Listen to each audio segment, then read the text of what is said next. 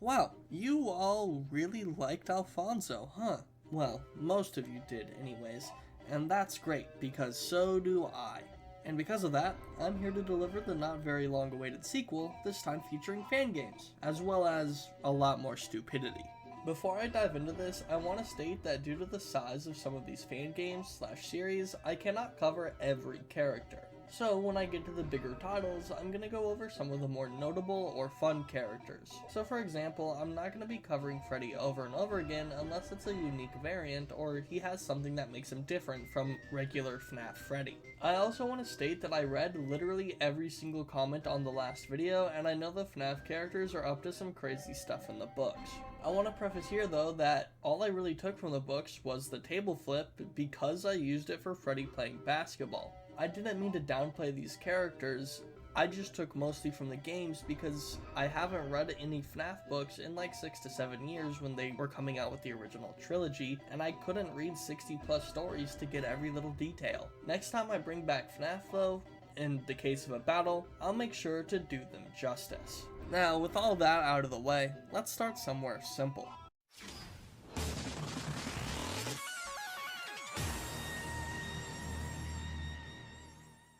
Since FNAF 4 isn't out just yet and not much is known about its characters, I'm gonna cover Candies 1 instead, as the remaster is the most recent full game and it has a good number of characters to use. Thankfully for this video, I don't think I need to read around 20 books to understand everything from all the different parts of this universe. So instead, I'm gonna be looking at what the game tells us and what I can infer from the design and any other useful information. Based on model inferences, these characters seem to be built similarly to the toys from FNAF 2. A more plastic-based shell with more posable fingers, but none of them really have claws and only a few of them have pointed teeth. Despite the more durable shell that the majority of these characters have, it doesn't seem like they have easy ways to bring down Alfonso, especially since I can't give them the same bite force as Fredbear, as that would be complete guesswork due to lack of supporting evidence. I do want to say I did actually forget Blank punching the window here, and I do want to say that he would probably do pretty well. Breaking a window isn't always easy, it kind of depends on the type of window, but I do think Blank would do better than probably a lot of other characters, but it's really just him that's going to do well, so I don't think it'll make too much of a difference. I do know that the rat appears to have a greater sentience than some of the other characters, but ultimately I don't think there's a lot that they can do given the information we have on these characters. I mean, Cindy, Candy, Chester, and the Penguin all seem pretty lightweight, especially the Penguin. He's gonna get sent flying, and if they are lightweight, then Alfonso's gonna be able to knock them over pretty easy and create space. The Rat and Blank seem pretty beaten up. I don't think they're gonna be able to take too many hits, especially from those big hands. I'm just picturing that they get slapped and they get torn up pretty easily. Then there's Old Candy, and he's Old Candy. I don't know, there's not really much else to say there. I'm just gonna say that I think Alfonso would get past them pretty convincingly, probably winning 9 out of 10 times.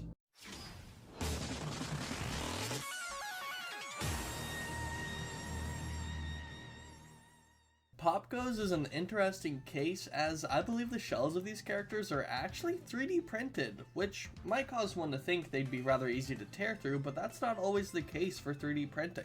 If I had to guess, these characters are likely printed using either PLA or ABS. We'll say ABS though, as it's a little more durable than PLA.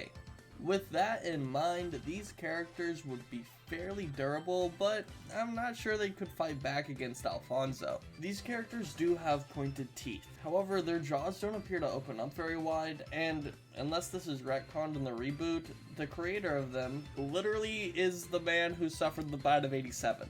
I don't think he'd want the robots to be able to bite other people and cause that kind of damage that he had to suffer. These characters also don't have any claws, and so it seems like it would mostly come down to strikes. Stone LaCroix, however, is a good contender thanks to his beak. It seems relatively sharp, so I could see it doing some pretty good damage. Despite Stone having a good way to deal damage, it's really only going to be him if we rely on this core cast, as I don't think the others are going to be able to do much damage or be able to take too many hits. While ABS is more durable than PLA, it is by far not the most durable 3D printing material, and I don't think these robots would be made out of polycarbonate. It just doesn't make sense for what they are. This means that a charge from Alfonso could maybe not completely shatter them, but do some insane damage, and potentially even slapping them could really hurt their shell, which leaves their endo exposed. And as far as I'm aware, I can't be for certain, but I don't think these characters are possessed, so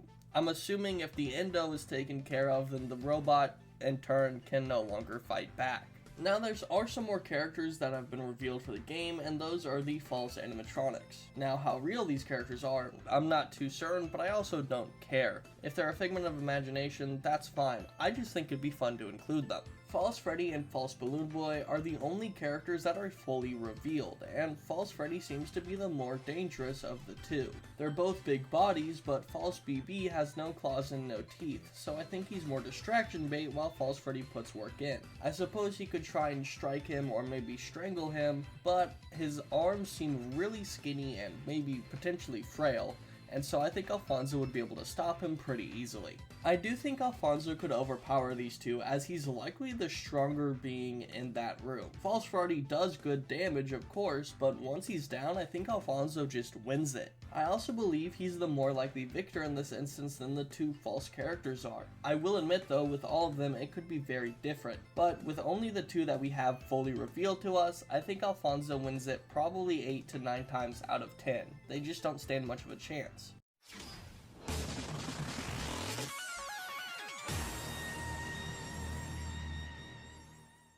The punch has arrived, and despite the damage these characters have incurred, they also seem to be the most capable in terms of fighting so far, or at least they definitely have the sentience required to properly fight a grizzly bear. Now that I've said that though, I have to say Ignited Freddy is likely the least threatening here. His bite force is still seemingly pretty high, but him having no hands really doesn't help his case here. I also think the Ignited characters are probably going to get brought down easier compared to most due to the condition they're all in. Now for the moment you've all been waiting for! How well would Bonnie's punch do against our bear here? Real quickly, I want to reiterate, I'm working based off the Ignited collection, so all the new information we have for the new game that's coming out, I guess this year. With that, I think it might rock Alfonso a little bit, but ultimately, I don't think it's gonna hurt him too bad, mostly because I'm unsure if Bonnie is gonna hit harder than a bear. Let's see what I can give you though. Ignited Bonnie very obviously punches you in the new demo, and it appears to blur your vision as well as making it appear blood red. Now while this is cool, it doesn't appear that Bonnie does any bone or structural damage, as the player character basically keeps talking every single time he gets punched, I believe. So it's most likely a concussion or just some sort of brain damage, if I had to guess. With the concussion in mind, what this really tells us is that Bonnie is not hitting hard enough to kill someone, at least with the information we have to work with from the demo. On top of that, I'm not sure if this force would concuss Alfonso II due to him being a grizzly bear and likely being able to withstand more force to the head thanks to his build. Disregarding my lack of bear anatomy knowledge, I will admit Bonnie is strong and could get some good hits in. But we really want to focus on Chica and Foxy. Both are seen using piercing weapons, which are the biggest issue for Alfonso as he has the least resistance to that type of attack. Ignited Chica can seemingly just pop out from a ceiling, and if you fail to collect her cupcakes, or give her a hug for some reason, she stabs you with her beak. And I mean like stabs you, she gets that beak stuck in your skull. And because of that, she's a high priority target for Alfonso. But he does have a counter, I think, and that's by standing on 4 legs. Funny enough. Alfonso on all 4s is likely shorter than the player character, and if Chica can only extend as far as she does in the demo, then Alfonso would be completely safe as he'd be too low to the ground for her to hit. Meanwhile, while she's stuck in the ceiling, Alfonso could just use her head like a literal speed bat. Ignited Chica has one method of attack, and failure likely means death here. So let's move on to Foxy, who is the most threatening character here. Foxy has good swiping claws, his trusty hook, and sharp pointed teeth. He's easily the best equipped for this fight with Alfonso. Freddy and Bonnie are effectively one-tricks. They can do something to people, but unfortunately they don't do much to a bear in this scenario. Chica has one thing she can do, but she has to hit it or Alfonso could likely mess her up pretty easily. Foxy is going to be swiping, stabbing, and biting, however. So which one is the worst for Alfonso? Well, Foxy's hand has curved claws, and in his jump scares he clearly uses them to swipe at the player. However, as I have said before, bears are well equipped to deal with swipes as well as bites. Foxy's teeth are pointed, however, which does help with his bites, and while I cannot get accurate measurements, I don't got the pixel ruler on me, I think it's safe to say they are at least as long as bear fangs, which are about 3 inches. Where Foxy really does his best damage though is his hook, as if he can get a clean, piercing hit, it could strike some vital spots. All of these factors give Ignited Foxy really high chances actually, but there's something I need to address real quick. These characters, to put it bluntly and honestly, are in horrible condition. This was an argument I made in the last video. The characters that are in the worst conditions are gonna be way easier to take down simply because of that, and I think that absolutely applies to the Ignited characters. They're very exposed, and because of that, Alfonso will have a better time bringing them down. I think this battle is still really close though, potentially even 50-50, but I want to give the edge to Alfonso for only really having to worry about one character in terms of damage. Focusing Foxy could probably net him the win almost every single time. I also think it's reasonable to assume he would focus Foxy, as if I had to fight a bunch of people, the one that's hurting me the most is probably the one I want gone first, and I think Alfonso, or any bear, would think the exact same. Well, that does it for the fanverse, considering FNAF Plus was cancelled unfortunately, and well, Flumpty is just another beast without diving into Alfonso's greater lore. However, if you do want to see Alfonso fight that game, maybe I'll make a short about it. We'll see. I don't want things to end there though. I do have one more game I want to speak on, as I think it would be pretty fun, and it's also the reason behind the unique variance rule I made earlier.